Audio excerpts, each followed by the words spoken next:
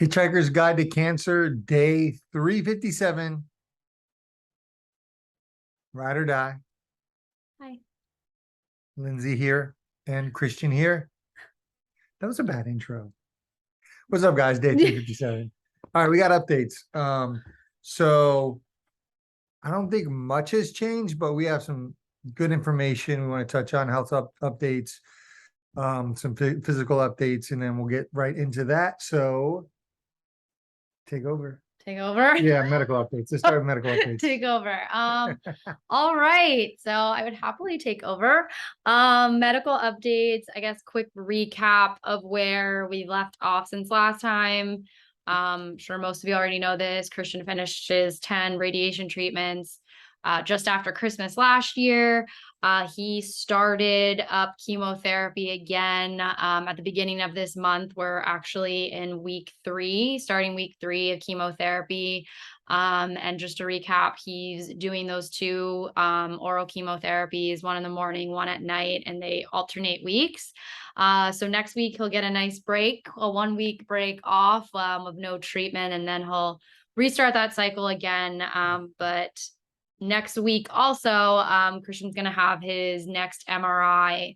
The last MRI he had was February 2nd, right?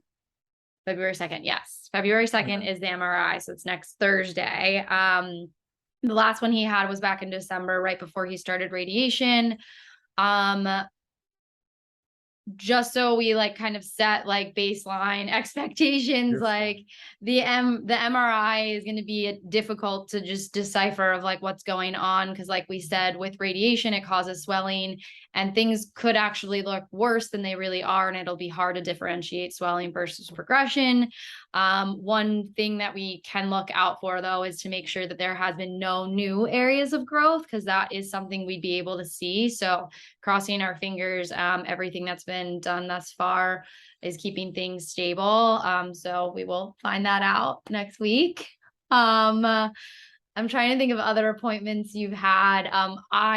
He had an eye appointment last week. The last time he saw a eye doctor was back in September, when he was able to get these little spectacles here.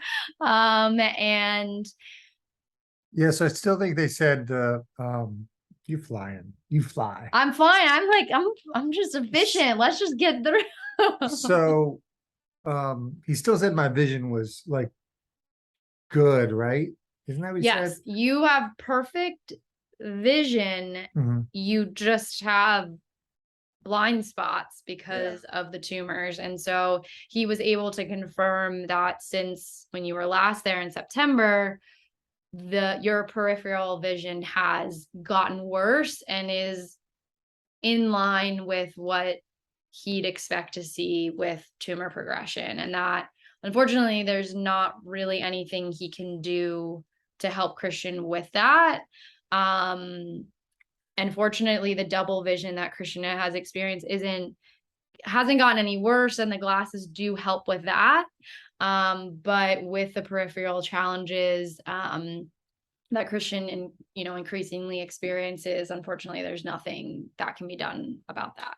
Yeah, I explained this a while ago when we first saw the neuro-ophthalmologist, where the peripheral, can't say that right.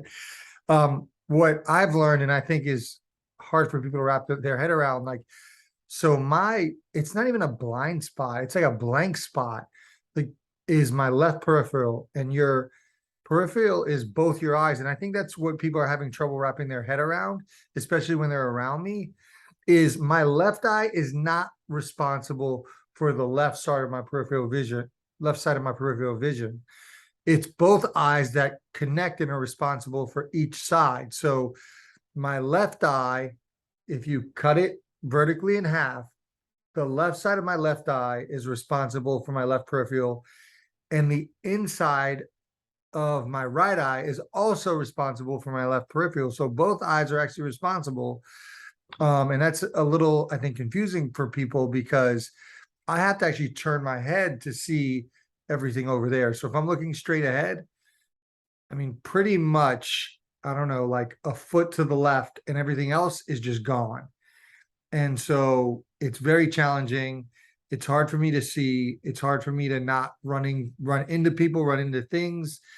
And so I guess the good news is that my vision hasn't gotten worse. It's just as far as like it's 2020, but the blind spot has definitely gotten worse and made it more challenging as I'm running into things, as I'm not seeing people. And like this kind of goes to, I guess I'll give my updates personally. Just my challenge is my mobility has gotten worse, certainly. And I think that's a shock to people when they see me. Like, be prepared. Like, I have really poor mobility. It's not just me using a cane, it's me really struggling to get around energetically. I can make basically 2 trips up the stairs a day. And I can get like even getting out of bed is a little bit of a challenge for me just to get energy. But my point in saying all that is like there's some challenges that may not be noticeable while I'm sitting here talking to you guys on video.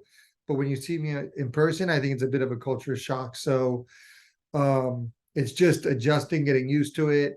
The vision is certainly very frustrating, and the mobility, specifically my left leg, is also equally as frustrating as me. I may have mentioned in my last video, I feel like my speech is starting to slip a little bit, and that's been a challenge for me. So my personal update, the chemo that, as Lindsay said, I'm taking 2 chemos concurrently depending on the week. So I'll take 2 chemos in the same day. I started that before radiation and started it back up after radiation. I'm not feeling as bad as I did before radiation, so it hasn't hit me, knock on wood. I have slight nausea, I have headaches, but it hasn't hit me the way it hit me before. So as long as that can ride out, that's great for me. I fully expect that those days might come where maybe more consistent nausea. But I think physically it's the mobility, restlessness, which I think, for talking about like restlessness and just like sensory overload in general, going out is challenging for me.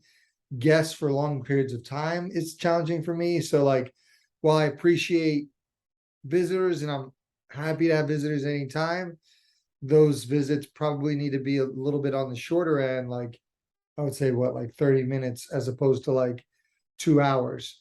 So I love seeing people. Talking on the phone is great.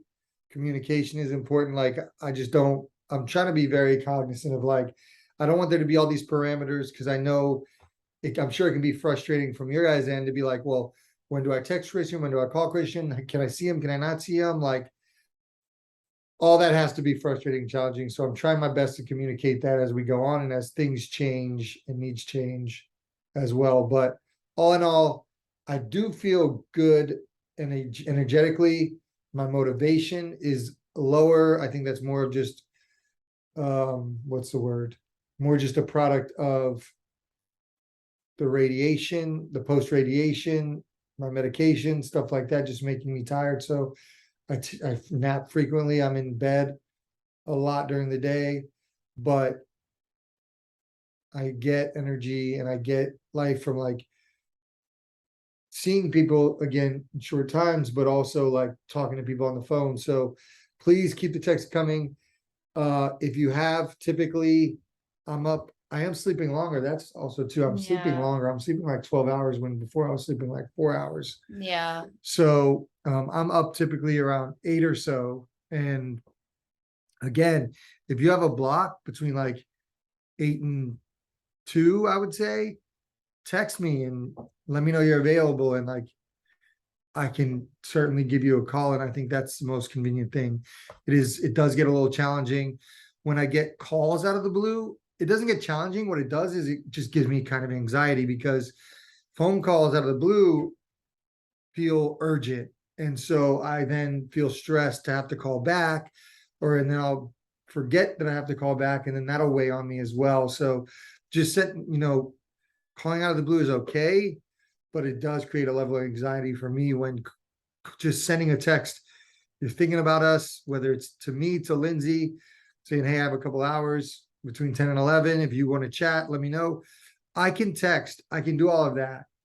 but calls out of the blue do give me this feeling of like stress and anxiety, and they create this urgency that doesn't, that kind of throws my day a bit off kilter. So again, I don't want to make this all these rules around how I contact Christian or whatever, but just trying to make you aware, like out of the blue calls are challenging. If you want to do that, great. But if you don't hear from me, just know it's probably because everybody's calling. So other than that, I do feel the energy starts to come back when I'm off my chemo. The motivation is waning a little bit as I go out in public. That's definitely been challenging for sensory overload, but we're managing, and I think we're just doing a good job of like conserving the time we have out and not overextending. So that's where we're at. I think I'm happy or I shouldn't say happy, but like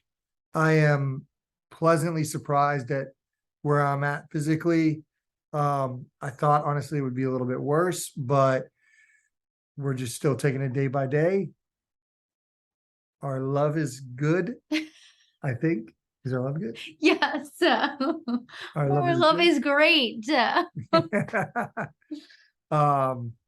And again, I think the MRI next week is going to be important. So that'll be one. We'll definitely give you an update after the MRI. So we'll hopefully try, if the MRI is the second, maybe the third or the fourth that weekend, we'll try to do an update and let you know what the doctors say. And Nurse Linda over here will give you her Very medical efficient medical review. So I think those are the updates. Did I miss anything, Linz? No, I think you got everything. Okay. No. Sweatshirts? Yeah. Setting up the pre-sale for sweatshirts, right? Yes. Okay.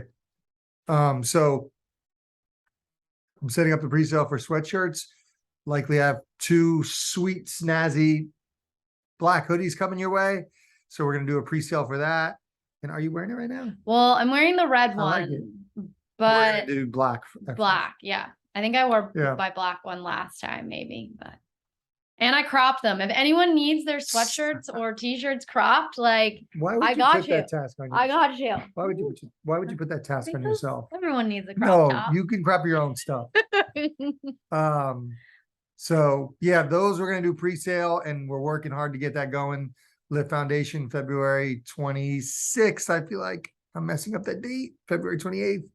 But we'll get you the date for all that for us to get the stuff out. But merch is definitely coming right around the current corner for pre-sale, the hoodie, and we'll keep you posted. And make sure you show love to Linz too. Check on her too, not just me. Yeah. Check Call on me. her. Call me. Call me. All right. So with that said, guys, that is what day did we say this was? Day 357.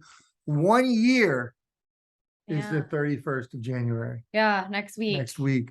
Which I'm sure is going to be a hella emotional week for us, specifically day for us. So Yeah.